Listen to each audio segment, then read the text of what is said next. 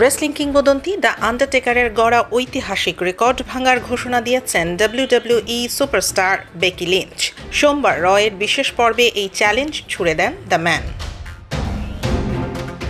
সম্প্রতি রেসলম্যানিয়ার 42-এ এজে লিকে পরাজিত করে রেকর্ড তৃতীয়বারের মতো উইমেন্স ইন্টারকন্টিনেন্টাল চ্যাম্পিয়নশিপ জিতেছেন বেকি।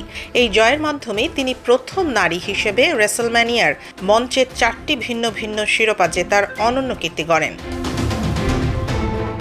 টেক্সাসের লারেডোতে আয়োজিত র এর এপিসোডে বেকি লিঞ্চ জানান, রেসলম্যানিয়ায় তার বর্তমান জয় সংখ্যা 5, যা রোস্টারের যে কোনো নারী রেসলারের চেয়ে বেশি।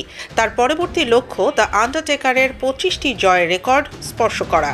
যদিও এই মাইলফলক ছোঁয়া অত্যন্ত কঠিন, তবে বেকি স্পষ্ট করেছেন যে তিনি শীর্ষে পৌঁছাতে প্রস্তুত।